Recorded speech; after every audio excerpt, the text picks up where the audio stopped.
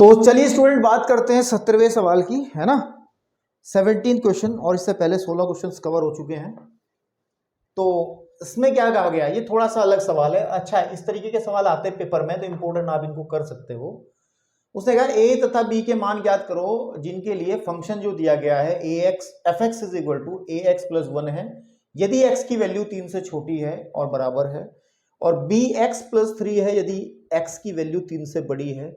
द्वारा परिभाषित फलन x इज इक्वल टू 3 पर, ये बात दे दी x इज इक्वल टू 3 पर कॉन्टिन्यूअस है। x इज इक्वल टू 3 पर कॉन्टिन्यूअस है तो इसका मतलब x इज इक्वल टू 3 पर जो लेफ्ट हैंड लिमिट होगी और जो राइट हैंड लिमिट होगी वो बराबर होगी, और जो x इज इक्वल टू 3 पर जो फंक्शन की वैल्यू है वो भी बराबर होगी। ये कंडीशन यूज करते हुए हमें a और b के वैल्यूज का देखना है कि निकालना है। तो चलिए देखो हल करते हैं सवाल को बहुत इजीली। देखो कोई भी नई चीज इस्तेमाल नहीं होने वाली है। जो चीजें सीखी हैं हम लोगों ने अब तक इंट्रोडक्शन या फिर एक्सरसाइज के अब तक के 16 क्वेश्चंस के अंदर, तो वही इस्तेमाल हम लोग करते चलेंगे और उन्हीं चीजों से काम बन जाएगा। कोई नई चीज नहीं है, अप्लाई वही करना है जो आपने अब तक किया है। देखो सबसे पहले उसने कहा कि ये x इज इक्वल टू 1 पर सतत है, तो सबसे पहले x इज इक्वल टू 3 पर ये कॉन्टिन्यूअस है।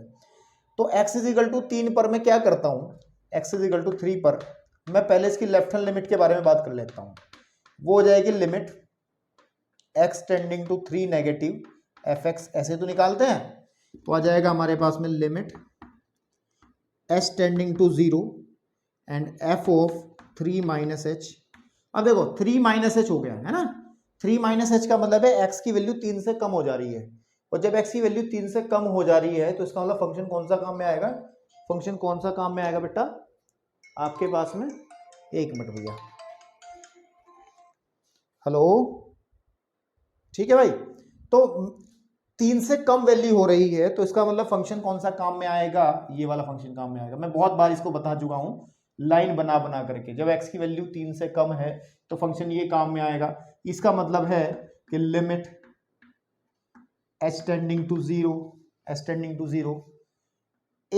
ax प्लस 1 है तो x की जगह क्या भरेंगे, ये वाला 3 माइनस एच प्लस 1, ठीक है जी। अब देखो जब h की वैल्यू में 0 भरूंगा इसमें तो आ जाएगा 3a, ठीक है ना।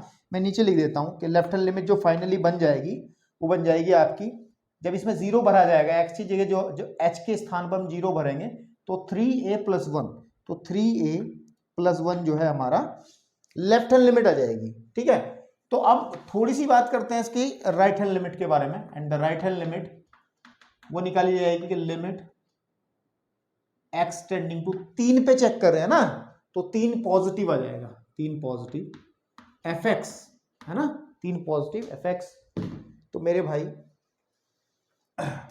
बहुत आराम से ये क्वेश्चन हो जाएगा और ये आ जाएगा लिमिट। देखो यही काम हमने बहुत बार कर लिया जो भी कर रहे हैं हम, एफ ऑफ 3 प्लस एच, ठीक है। अब देखो x की वैल्यू 3 प्लस एच का मतलब x का मान 3 से बड़ा है, और 3 से बड़े होने के केस में हमारी फंक्शन की वैल्यू ये आ जाती है। इसका मतलब कि limit s tending to 0 bx plus 3 x की जगह रखा जाएगा ये वाला 3 प्लस एच एंड प्लस 3। अब देखो h की वैल्यू जब 0 भरेंगे तो आ जाएगा 3b, है ना, 3b प्लस 3 है ना। ये क्वेश्चन में देख लेना एक बार, जैसे ऊपर 1 था तो नीचे कुछ 3 है या कुछ और है, 3 है, ओके। चलिए जी इतनी बात हो गई हमारी, और अब एक चीज और देख लेते हैं, फंक्शन की वैल्यू देख लेते हैं जब x इज इक्वल टू 3 होता है, यानी कि f3 की वैल्यू देख लेते हैं। तो x का मान जब 3 के बराबर है, देखो x का मान 3 के बराबर वाला के निशान लगाना है यहाँ, तो हमारा यही फंक्शन काम में आएगा, तो आ जाएगा 3a, ठीक है ना, क्योंकि a इंटू एक्स की जगह जाएगा 3 प्लस 1, इसका मतलब 3a प्लस 1, ठीक है जी।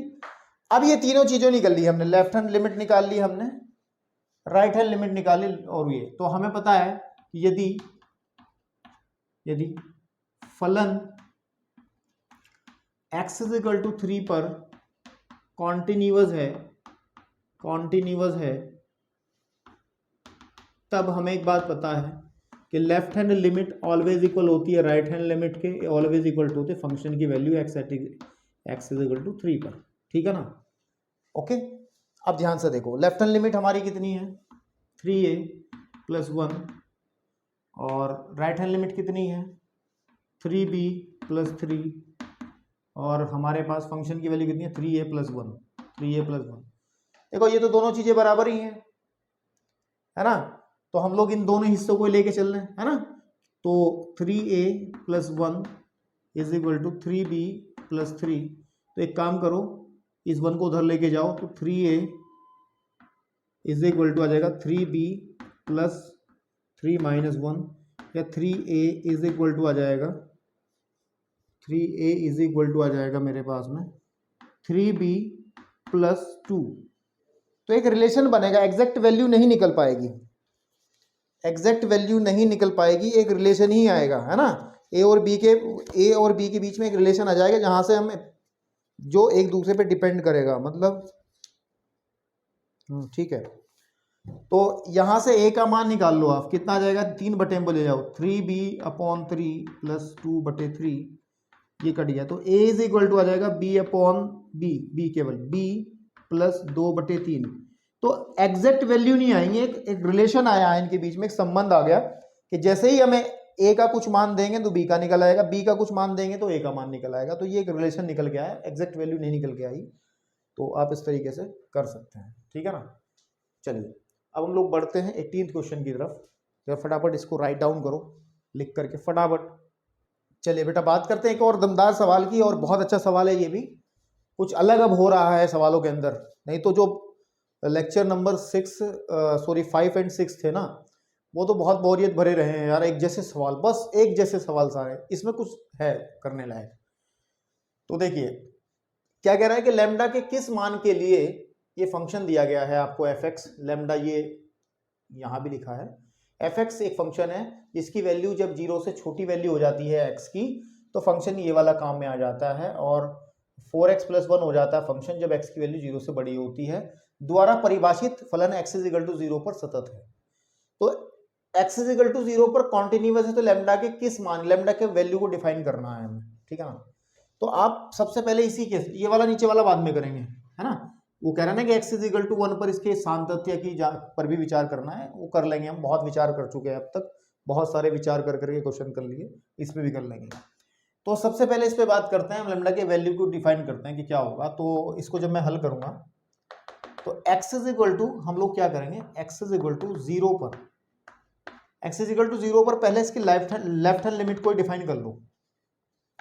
कि लेफ्ट हैंड लिमिट होगी limit x tending to 0 negative fx, इसका मतलब limit h tending to 0 f of 0 minus h।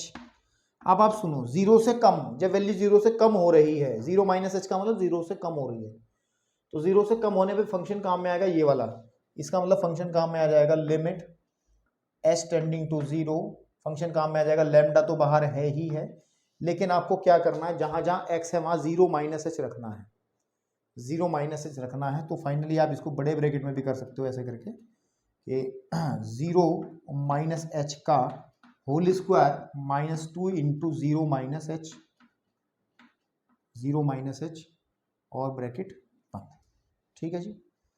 अब आप सुनो एक बात, इसमें आप h की वैल्यू 0 भर दो और आपको एक बात समझ में आ जाएगी, ये पूरा ही 0 हो जाएगा, ये पूरा का पूरा ही 0 हो जाएगा, है ना, पूरा का पूरा ही 0 हो जाएगा। आप भर लो ना, h की वैल्यू जब 0 भरोगे ये पोर्शन 0, h की वैल्यू 0 भरोगे तो ये वाला पोर्शन 0, और 0 मल्टीप्लाइड बाय लैम्डा तो 0, ये भी 0 हो जाएगा।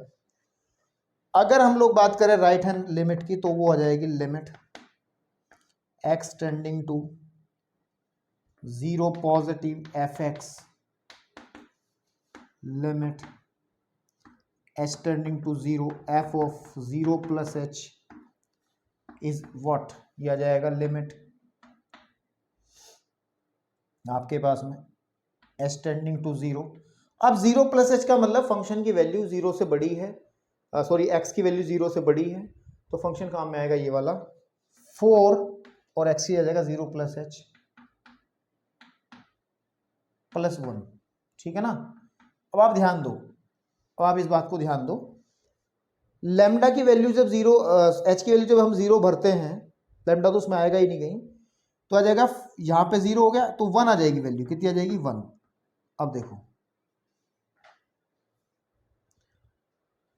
लैम्डा के किस मान के लिए परिभाषित फलन x इक्वल टू 0 पर सतत है। ये तो x इक्वल टू 0 पर सतत है ही नहीं यार, क्योंकि इसकी लेफ्ट और राइट लिमिट ही बराबर नहीं है मेरे भाई।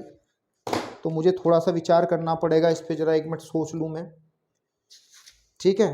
क्योंकि जब इसकी लेफ्ट हैंड लिमिट में निकाल रहा हूँ मेरे भाई, तो लेफ्ट हैंड लिमिट में निकाल रहा हूँ इसकी, तो वो तो 0 बन रही है, ठीक है, और राइट हैंड लिमिट 0 बन रही है। F x is not continuous at x equal to 0 for any value of lambda. मतलब क्या है, मतलब क्या है, हम ये लिखेंगे कि देखो लेफ्ट हैंड लिमिट जो है आपके पास में वो राइट हैंड लिमिट के इक्वल नहीं है ना। तो यहां लिखेंगे लैम्डा के किसी भी मान के लिए, किसी भी मान के लिए, मान के लिए x इज इक्वल टू 0 पर एफ एक्स सतत नहीं है। ये बात आप लिख देंगे। मान निकालें कैसे, जब कुछ बात बनी नहीं रही है, क्योंकि आप देखो लेफ्ट हैंड और राइट हैंड लिमिट ही बराबर नहीं है, तो लैम्डा की वैल्यू कैसे निकलेगी। फिर तो बस इतनी बात है कि भाई देखो कुछ ही रख लो, लैम्डा का मान यहाँ कुछ ही रख लो, कुछ भी रख लो, कुछ भी, वो 0 ही आएगा, और राइट हैंड लिमिट हमेशा 1 आएगी। तो भाई साहब कंटिन्यूटी तो है ही नहीं 0 पर। तो अब नेक्स्ट केस पे आ जाओ आप, किस पे आ जाओ, नेक्स्ट केस पे। उसने कहा है x इज इक्वल टू 1 पर इसकी कंटिन्यूटी की जांच करनी है, विचार करना है। तो देखो x इज इक्वल टू 1 पर, तो हम लोग वही लिखेंगे कि left hand limit find out कर लेंगे, and the limit is what x tending to 1 negative f x, यानी कि limit x h tending to 0 f of 1 minus h। इसका मतलब 1 से कम हो रही है वैल्यू। अरे देखो 1 1 वाला तो चक्कर इसमें है ही नहीं, इतनी ड्रामा करने ही नहीं है इसके अंदर। अब मेरी वो रेखा काम में आएगी जो मैंने आपको पहले बताई थी। देखो सुनो, यहां पर इसमें एक ही रेफरेंस पॉइंट है 0, तो यहां पे मैं x इक्वल टू 0 लिखता हूं, ठीक है ना। जब x से छोटी वैल्यू होती है तो फंक्शन की वैल्यू होती है एफ एक्स को हम कंसीडर कर लेते हैं लैम्डा एक्स स्क्वायर माइनस के 2x, है ना। और जब 0 से बड़ी वैल्यू के लिए कहीं भी जाए, इधर की तरफ कहीं भी जाए, तो फंक्शन की जो वैल्यू होती है एफ एक्स हमें देता है 4x प्लस 1, है ना। तो जब हम चेक करेंगे x इज इक्वल टू 1 पर, तो x इज इक्वल टू 1 तो कहीं ना कहीं यहीं को आएगा ना, है ना। x is equal to 1 implies x की वैल्यू क्या है, 0 से बड़ी है। भाई x इज इक्वल टू 1 का मतलब क्या है, x की वैल्यू 0 से बड़ी है के लिए तो फंक्शन की वैल्यू एफ एक्स की जो वैल्यू है वो 4x प्लस 1 है ना। और जो कि एक बहुपद फलन है ना। ये क्या है, बहुपद फलन है, बहुपदीय फलन है, बहुपदीय फलन है, ठीक है ना, बहुपदीय फलन है। तो यानी कि इसका मतलब क्या हो गया, x इज इक्वल टू 1 पर एफ एक्स कॉन्टिन्यूअस है, ठीक है ना। आप समझ रहे हो ना जो मैं कहना चाह रहा हूं। भाई x इज इक्वल टू 1 का मतलब क्या है, x से बड़ी, 0 से बड़ी वैल्यू इधर ही मिलेगी, और x इज इक्वल टू 1 अगर बाई चांस यहां पर है तो उसके लिए फंक्शन की वैल्यू ये है। और फंक्शन ये कैसा है, ये तो बहुपदीय फलन, और बहुपदीय फलन क्या होता है, कॉन्टिन्यूअस होता है। For all values of x, x के सभी मानों के लिए सतत हो जाता है। तो इतनी बात आपको लिखनी थी। तो इसमें क्या लिखा है इन्होंने पीछे आंसर शीट में, तो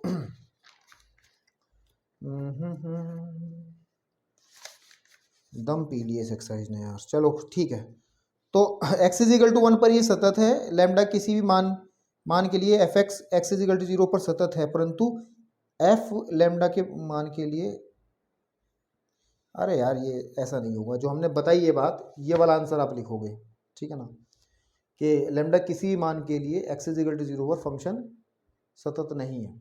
कोई भी मान ले लो, कोई दिक्कत नहीं है, ठीक है ना। आपके पास में ठीक है ना, ठीक है, ओके। तो अब हम लोग चलते हैं 19th क्वेश्चन। अब छोटे छोटे क्वेश्चंस आएंगे और बड़े प्यारे प्यारे क्वेश्चंस आएंगे आगे की तरफ। चले जी, ये बहुत बढ़िया सवाल लगता है यार मुझे एनसीईआरटी का, ये वाला सवाल जबरदस्त लगता है और आ भी सकता है एग्जाम में। कुछ है इस सवाल में, मजेदार बात है, इसको थोड़ा समझना पड़ेगा, है ना। तो ये कह रहा है कि दर्शाइए कि एफ एक्स जो एक फंक्शन दिया गया है, बड़ा अजीब सा फंक्शन है कि एक्स माइनस ये 2 स्क्वायर ब्रैकेट्स के अंदर हमने एक्स लिखा है। ये कोई सामान्य ब्रैकेट नहीं है, इसका एक अर्थ होता है, मैं पहले भी आपको समझा चुका हूं, लेकिन अब भी डिटेल से समझाऊंगा, टेंशन ना लो। इसका मतलब क्या होता है, द्वारा परिभाषित जो ये फलन है समस्त पूर्णांक बिंदुओं पर असतत है। हमें दिखाना कि जितने भी इंटीजर्स पॉइंट आएंगे, एक्स की वैल्यू जब भी कोई पूर्णांक आएगा, पूर्णांक का मतलब समझते हो ना, पूर्णांक समझते हो ना, हाँ बस ठीक है। पूर्णांक मतलब 0 हो, 1 हो, 2 हो, 3 हो, -1, -2, -3, पूर्णांक आप जानते हो, क्लास 12 के स्टूडेंट हो। तो हर एक पूर्णांक बिंदुओं पर यह फंक्शन कॉन्टिन्यूअस नहीं है, यानी कि टूट जाता है, डिसकॉन्टिन्यूअस है ना, ये हमें दिखाना है।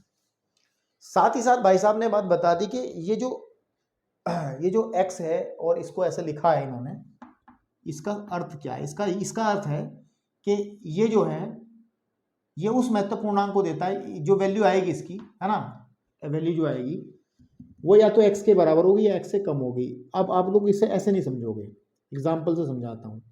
पहले तो उसको समझ लो, इसको कहते हैं महत्तम पूर्णांक फलन, ग्रेटेस्ट इंटीजर फंक्शन कहते हैं इसको, जिसका ग्राफ भी मैंने आपको बताया था कैसे बनता है। और ग्रेटेस्ट इंटीजर फंक्शन को हमने संबंध और फलन में भी बताया था, कहीं ना कहीं आपको याद होगा, हल्का फुल्का। नहीं याद है तो कोई टेंशन लेने वाली बात नहीं मेरे भाई, यहाँ देख लो। इसको कहते हैं महत्तम पूर्णांक फलन, महत्तम पूर्णांक फलन, इंग्लिश में कहते हैं ग्रेटेस्ट इंटीजर फंक्शन, है ना, GIF। तो लेकिन ये काम कैसे करता है, देखो काम कैसे करता है। अगर मान के चलो x की वैल्यू यहां पर हमने इसमें 2.1 रख दी, इंटीजर नहीं रखी, क्या रख दी, 2.1 रख दी, तो ये क्या देगा, ये क्या देगा मुझे, ये मुझे 2 देगा, ठीक है ना। मतलब अंदर जो वैल्यू रखी है उसके बराबर या फिर उससे छोटा पूर्णांक मुझे देगा, बराबर या कम पूर्णांक मुझे देगा। ऐसे ही अगर मैं कहूं कि 2.9 है, तो आप देखो 2.9 है, 2.9 से छोटा पूर्णांक क्या होगा, 2 ही होगा, तो ये 2 दे देगा। बाई चांस आपके पास में आ गया 3 पॉइंट या कुछ भी आ गया, सपोज 7.007 आ गया, 001 आ गया, इतना छोटा सा क्वांटिटी आ गया, तो ये वैल्यू क्या देगा, ये 7 दे देगा वैल्यू, ठीक है ना। तो इसको कहते हैं महत्तम पूर्णांक फलन।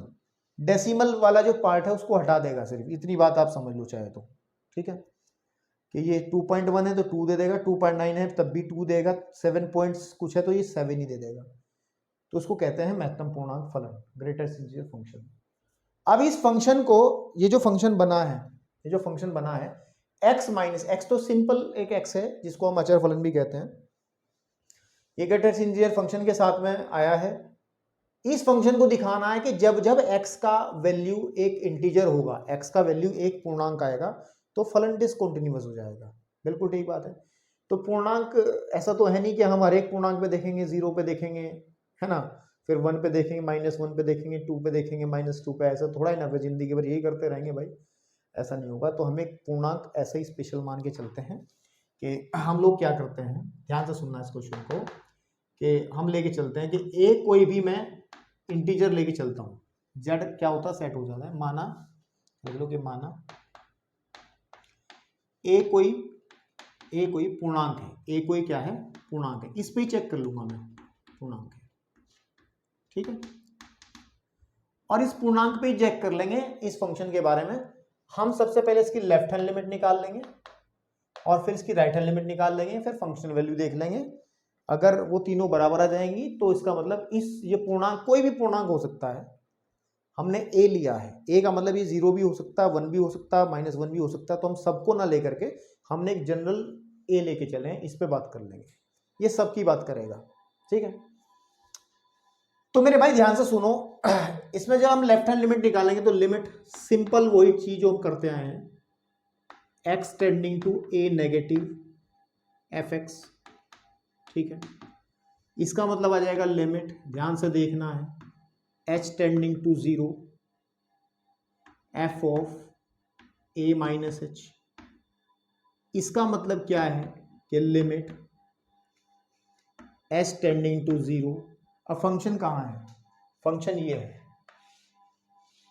एफ एक्स की वैल्यू ये है ना। एफ एक्स की वैल्यू क्या है, एफ एक्स की वैल्यू क्या है, एक्स माइनस मापांक फलन, सॉरी महत्तम पूर्णांक फलन एक्स। तो जब हम f इसकी वैल्यू निकालेंगे तो सीधी बात है a माइनस एच, हर जगह x की जगह भरना पड़ेगा क्योंकि हम करते आए हैं अब तक, ऐसी बात नहीं है। तो क्या जाएगा, यहाँ पे भी a माइनस एच भर देंगे, यहाँ भी a माइनस एच, तो आ जाएगा a minus H minus a minus H minus महत्तम पूर्णांक फलन x की जगह आ जाएगा a माइनस एच। बस बस बस बस बस आप यही थोड़ा सा सोचने का काम है, बाकी सब आसान है। और एक बात मैं आपको बता के चल रहा हूं, अभी ध्यान से सुनना मेरी, उस बात को हमेशा याद रखना, ठीक है। देखो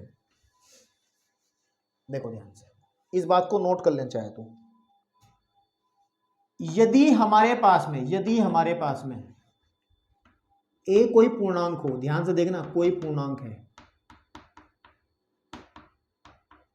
तो ध्यान रखना है, अगर a में से h घटता है ना, a में से h घटता है तो वैल्यू क्या आएगी, वैल्यू a माइनस वन आएगी। आप कहोगे ये सर कैसे आ गई, ये क्या कर दिया आपने।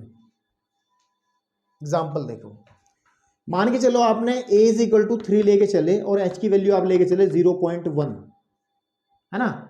h तो इतने जीरो के, वैसे तो ये बहुत छोटा होता, लेकिन मैंने थोड़ा सा बड़ा ले लिया, कोई दिक्कत, ताकि इजी रहे कैलकुलेशन करने में। तब मैं वैल्यू निकालता हूं, देखो 3 माइनस 0 माइनस 1 की वैल्यू निकालो आप, कितना आ जाएगा, 2.9 आ जाएगा, नहीं आ जाएगा। पर 3 में से ये घटाओ, 2.9 आएगा, नहीं आएगा। और मैंने अभी अभी समझाया था, ये ग्रेटेस्ट इंटीजर फंक्शन महत्तम पूर्णांक फलन क्या कहता है, छोटा पूर्णांक देगा, इससे जस्ट छोटा पूर्णांक हमें देगा, या ये कहें कि ये फ्रैक्शनल वैल्यू हटा देगा, मतलब ये दशमलव वाला हटा करके इधर वाला जो पूर्णांक है वो वैल्यू आ जाएगी। अब आप देखो ना कि जब हमने 3 में से h घटाया, अगर आप इसको a कह लोगे, इसको a में से आपने h घटाया तो आपको क्या मिला, 2 मिला। 2 मतलब a माइनस वन, a में से एक कम मिला भाई। 2 का मतलब क्या है, 3 में से एक कम मिला, है ना आपके पास में। तो इस बात को ध्यान रखें कि अगर a माइनस एच होगा तो वैल्यू मिलेगी a माइनस वन। और अभी भी बता के चलता हूं, अगर a प्लस एच हो जाए तो क्या होगा भाई, तो वैल्यू आ जाएगी a। अब कहोगे सर कैसे, चलो इसमें आप इस बार जोड़ लो इसको, ठीक है ना, क्या कर लो, इसको जोड़ लो। तो फिर ये जब इसको जोड़ेंगे तो 3.1 आ जाएगा, 3.1। तो फिर वैल्यू क्या आएगी भाई, 2 थोड़ा ही आएगी, फिर तो 3 आ जाएगी, है ना। तो अगर मोटी मोटी बात, इसको अच्छे से समझें और याद रखें, इस बात को नोट करके कहीं लिख लें कि अगर a माइनस एच होगा तो a माइनस वन वैल्यू बनेगी, और a प्लस एच होगा तो a वैल्यू बनेगी। इसको बहुत ध्यान से देखना। अब इसका यूज करेंगे इसके अंदर, देखो तो अगर मैं इसका यूज करूंगा तो लेफ्ट हैंड लिमिट कैसे कंसीडर कर ली जाएगी मेरे बेटे, वो आ जाएगी limit h tending to zero, a minus h तो जो का तू है, ठीक है, माइनस इसको क्या लिखेंगे, a माइनस वन। जब इसको सॉल्व करेंगे, देखो ध्यान से देखो, h की वैल्यू भर दो, a से कट जाएगा तो मुझे लग रहा है 1 आ जाएगी वैल्यू, क्या आ जाएगी 1 वैल्यू। आप देख लो ना, h की वैल्यू 0 भर दो, यहां नहीं भर सकते थे क्योंकि इसको पहले सॉल्व करना पड़ेगा तब भरेंगे, कभी इसमें 0 भर के रख दो, आप ऐसा नहीं करना है। तो आपने क्या करा, यहां h की वैल्यू 0 भरी और a प्लस का a माइनस का कट गया, माइनस माइनस प्लस, प्लस का 1 आपका आ गया। अब मैं इसी तरीके से राइट हैंड लिमिट के बारे में बात करता हूं, और राइट हैंड लिमिट होगी हमारी limit x tending to a positive f x is equal to, देखो ध्यान से कि limit x tending to h आ जाएगा, h tending to 0 f of a plus h is equal to limit h tending to 0। a plus h का मतलब हम लोग फंक्शन में ऐसे जैसे यहां रखी थी वैल्यू, तो यहां पे आ जाएगा a plus h minus a plus H. अब मैंने कहा है कि a प्लस एच हो जाएगा तो a ही वैल्यू बनेगी, इसकी बनेगी वैल्यू a। इसका मतलब राइट हैंड लिमिट कैसे कंसीडर करी जाएगी भाई, क्या जाएगा हमारे पास में कि a plus h limit h tends to 0 a plus h minus a, है ना। अब देखो इस a से a कट जाएगा, h की वैल्यू 0 रखो तो 0 आ गया, हो ही बात खत्म कि लेफ्ट हैंड लिमिट तो हमारी जो है वो राइट हैंड लिमिट के बराबर है ही नहीं। तो यानी कि किसी भी इंटीजर के लिए, है ना, किसी भी इंटीजर के लिए, किसी भी पूर्णांक के लिए फंक्शन कॉन्टिन्यूअस नहीं होगा, असतत होगा। तो यही आपको लिखना है, लिख देना फिर कि समस्त पूर्णांकों की, ये लाइन लिखनी है, समस्त पूर्णांकों पर असतत है फलन, फलन सत्य समस्त पूर्णांकों पर असतत है, ये लिखना है आपको। ठीक है मेरे भाई, ओके। फटाफट इसको राइट डाउन करो और मैं फिर बढ़ता हूं क्वेश्चन नंबर 20 की तरफ, 20 की तरफ। ठीक है बेटे, चलिए। तो चलिए भाई, 20 क्वेश्चन के अंदर बहुत सरल सवाल है, बहुत इजी सवाल है। और क्या F x x square minus sign x plus 5 द्वारा परिभाषित फलन x is equal to pi पर सतत है? तो चेक करना पड़ेगा ना भाई, ऐसे थोड़े देख लेंगे कि x is equal to pi पर हम लोग लेफ्ट हैंड राइट हैंड और फंक्शनल की वैल्यू देख लेते हैं, तीनों अगर बराबर आ जाती हैं तो ये हमारा कॉन्टिन्यूअस फंक्शन बन जाएगा। लेकिन अगर एक ही नजर में देख के बताना पड़े फिर क्या करोगे, बताओ? बता दोगे, कैसे बता दोगे भाई? सुनो, अगर एक ही नजर में ऑब्जेक्टिव आ जाए, बना हुआ ऑब्जेक्टिव आ जाए, तो सॉल्व नहीं करना है, सॉल्व नहीं करना है। एफ एक्स जो फंक्शन है ये तीन फंक्शन से मिलकर बना है। एक ये है जो कि एक बहुपदीय फलन है, या नहीं है, पॉलिनोमियल फंक्शन है। एक ये है जो कि एक ट्रिग्नोमेट्रिकल फंक्शन है, त्रिकोणमितीय फलन है ना आपके पास में। एक ये है जो कि एक अचर फलन है, और ये सारे ही x के सभी मानों के लिए कॉन्टिन्यूअस होते हैं भाई। साइन एक्स भी x के हर एक मान के लिए, अगर आप देखोगे x के प्रत्येक वास्तविक मान के लिए, हर एक मान के लिए कॉन्टिन्यूअस होता है। बहुपद तो होता ही होता है, चिल्ला चिल्ला के थक गए हैं हर एक सवाल में ये बात लिखते हुए कि बहुपदीय फलन x के सभी मानों के लिए सतत होता है। अचर फलन भी हमने बहुत बार लिख दिया है कि सतत होता है। तो सतत फलनों का बीजगणित क्या कहता है कि जब सतत फलनों को जोड़ा जाता है या घटाया जाता है तो रिजल्ट में जो फंक्शन मिलता है वो भी सतत होता है। तो देख लो ना, ये भी सतत, ये भी सतत, ये भी सतत, इनसे मिलकर बनने वाला फलन भी सतत। तो एक नजर में ऐसा कहा जा सकता है कि ये सतत फलन है।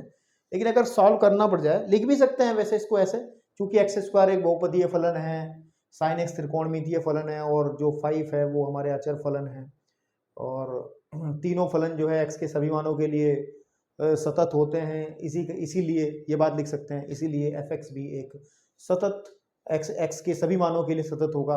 और एक्स के जब सभी मानों के लिए सतत होगा तो पाई थोड़ा छूट जाएगा, तो पाई के लिए भी सतत हो जाएगा। लेकिन चलिए उस तरीके से करते हैं जो हम करते आए हैं आज तक। ये भी ठीक है जो मैंने बताया, इसको भी आप as a alternate method use कर सकते हैं, लिख सकते हैं अपनी कॉपी में, लिखना चाहिए आपको ये भी तरीका। ठीक है, तो मैं लिखूंगा नहीं उस तरीके को, बहुत बार लिख चुका हूं। तो सबसे पहले हम लोग क्या करते हैं, इसको जब हल करते हैं तो लेफ्ट हैंड लिमिट निकालते हैं, और लेफ्ट हैंड लिमिट आ जाएगी हमारी लिमिट एक्स टेंडिंग टू पाई, है ना, पाई नेगेटिव एफ एक्स। और पाई नेगेटिव का मतलब लिमिट ध्यान से देखेंगे कि h tending to 0 f of pi minus h. ठीक है जी, अब ध्यान से देखो एफ एक्स की जो डेफिनेशन है वो ये है, तो जहां जहां एक्स है वहां पाई माइनस एक्स भर दो। तो limit h tending to 0 and pi minus h का whole square minus sine pi minus h and plus 5 पे तो कोई इफेक्ट ही नहीं है। जब आप इसे सॉल्व करने बैठोगे मेरे भाई तो थोड़ा सा सॉल्व तो करना ही पड़ेगा। तो left hand limit is equal to limit x tending to h tending to 0, है ना, एच टेंडिंग टू 0 यहाँ से उठाएंगे, इसको भी कुछ ना हो, पाई माइनस एच का होल स्क्वायर से इकट्ठा ही खत्म करेंगे, minus sine pi minus x का मतलब क्या होता है, sign pi minus x formula होता है, ट्रिग्नोमेट्री के अंदर पढ़ा है, साइन पाई ही होगा, क्योंकि पाई है तो चेंज नहीं होगा। और पाई माइनस एक्स का मतलब दूसरे चतुर्थांश की बात कर रहे हैं, वो एसटीसी वाला चक्कर होता है ना यहाँ पर, कि पाई माइनस एक्स तो यही रहेगा ना, पाई माइनस एक्स तो इसमें रहेगा ना, और इसमें साइन और साइन का स्टार प्लस में होता है, तो ये साइन एक्स ही आ जाएगा, साइन एच ही आ जाएगा। ठीक है, एंड प्लस 5। अब एच की वैल्यू 0 भरो, जब आप h की वैल्यू 0 भरोगे तो लिमिट यहाँ पे 0 आ जाएगा तो आ जाएगा पाई स्क्वायर, एंड ये आ जाएगा साइन 0 0 होता है +5, या फिर आप एक काम करें, लेफ्ट हैंड लिमिट जो निकलेगी हो जाएगी पाई स्क्वायर माइनस +5, पाई स्क्वायर +5। इसी तरीके से आप लोग राइट हैंड लिमिट का थोड़ा आइडिया ले लें, और लिमिट आ जाएगा x tending to pi positive fx, इसका मतलब आ जाएगा लिमिट कि h tending to 0 and f of pi plus h। तो यहाँ पर जब हम बढ़ेंगे आगे को फंक्शन में रखेंगे, जैसे यहाँ रखा था, तो आ जाएगा कि limit h tending to 0 and pi plus h का whole square minus sine pi plus h +5। अब इसको थोड़ा सॉल्व तो करना ही पड़ेगा, तो limit h tending to 0 pi plus h का whole square, sine pi plus h third में चले गए तो माइनस का साइन h, तो ये माइनस माइनस हो जाएगा प्लस साइन h, समझे ना भाई। साइन पाई माइनस h ऊपर लिखा था तो हमने लिखा था साइन h डायरेक्ट आ गया था हमारा, लेकिन साइन पाई प्लस h जब लिखते हैं तो आ जाएगा कितना, साइन h आएगा लेकिन माइनस का, क्योंकि वो इस बार पाई प्लस h थर्ड में चला जाएगा, और थर्ड में t और t यानी कि tan और tan का रिश्तेदार प्लस में होता है। ये सब ट्रिग्नोमेट्री की बातें हैं, जहां भी इस्तेमाल हो रही हैं। h की वैल्यू भरोगे तो आप देखोगे यहाँ आ जाएगा पाई स्क्वायर, ये हो जाएगा 0, साइन पाई कितना होता है, साइन पाई भी 0 ही होता है ना, साइन 0 0 और साइन पाई 0 होता है, हाँ ठीक है, +5। तो ये तो भाई लेफ्ट और राइट तो इक्वल आ गई। एक फंक्शन की वैल्यू और चेक कर लो, है ना, फंक्शन की वैल्यू और चेक कर लो भाई। कॉन्टिन्यूअस तो हमें पता ये है, मैंने पहले ही बता दिया था है।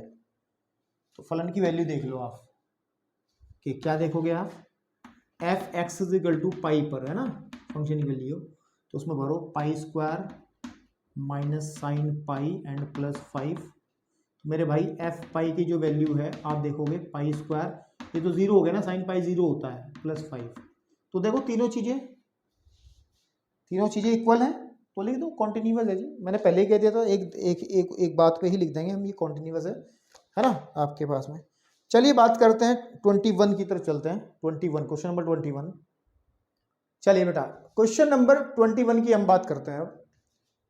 इसने कहा है कि 3 क्वेश्चन दिए हैं इसके अंदर, हमें कह रहा है कि इन तीनों फंक्शंस की कॉन्टिन्यूटी पर विचार कीजिए। चेक नहीं करेंगे, बहुत आसानी से बता देंगे, ज़्यादा ड्रामा नहीं करना है आप लोगों को, बहुत ज़्यादा लिखना नहीं है। करने कैसे है देखो मैं बताता हूँ आपको बहुत इजीली, क्योंकि हमने एक नोट लिखवाया था नंबर 6 कि ट्रिग्नोमेट्रिकल जो फंक्शन होते हैं, त्रिकोणमितीय जो फलन होते हैं, वो अपने अपने डोमेन में कॉन्टिन्यूअस होते हैं, है ना, कॉन्टिन्यूअस होते हैं। तो हम लोग सतत फलनों के बीजगणित का प्रयोग करते हुए ये काम कर देंगे। तो हम क्या करते हैं कि माना, आप एक काम कर लो, माना ठीक है, हम लोग कह लेते हैं कि जो फंक्शन है साइन एक्स, है ना, जी एक्स कह देते हैं हम लोग। देखो एफ एक्स एक फंक्शन है sign x plus cos x है, तो मैं कर लेता हूं कि जो साइन एक्स है उसको मैं कह लेता हूं जी एक्स, ठीक है ना, और जो कॉस एक्स है उसको कह लेता हूं मैं एच एक्स। तब अब फर्स्ट क्वेश्चन देखो, जो एफ एक्स है वो क्या है आपके पास में, वो बराबर है sine x and plus cos x के, और यानी कि एफ एक्स जो है वो बराबर है g x plus h x के। अब ध्यान दो, चूंकि g x is equal to जो हमारे पास में साइन एक्स है, और h x is equal to जो हमारा कोस एक्स है, एक्स की सभी वैल्यूज के लिए, एक्स के सभी मानों के लिए कॉन्टिन्यूअस होते हैं, क्योंकि ट्रिग्नोमेट्रिकल फंक्शन है। तो लिख देंगे एक्स के for all values of x, है ना, सभी मानों के लिए सतत हैं। तो ध्यान से देखेंगे, अतः सतत फलनों के बीजगणित से, सतत फलनों के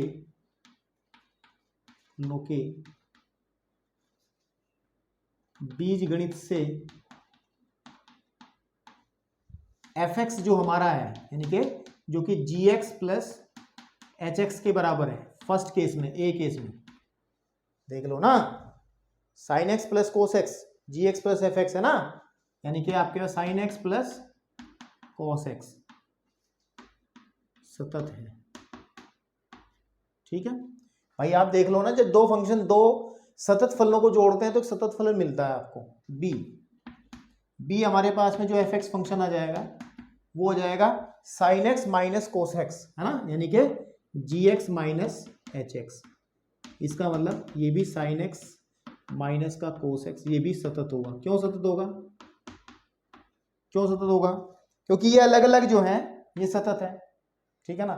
सी में क्या है? सी हमारा एफ एक्स है और जो कि है जी एक्स गुणे एच एक्स, यानी कि आपको लिखा हुआ है उन्होंने sine x into cos x, ये भी हमारा सतत होगा। तो आप इतनी बात लिख दें, तीनों क्वेश्चन आपके आसानी से हल हो जाएंगे, कोई दिक्कत नहीं है भैया। ठीक है, तो जरा फटाफट इसको नोट करो, हम लोग बढ़ते हैं आगे की तरफ और क्वेश्चन नंबर 22 के बारे में बात करते हैं। जरा इसको नोट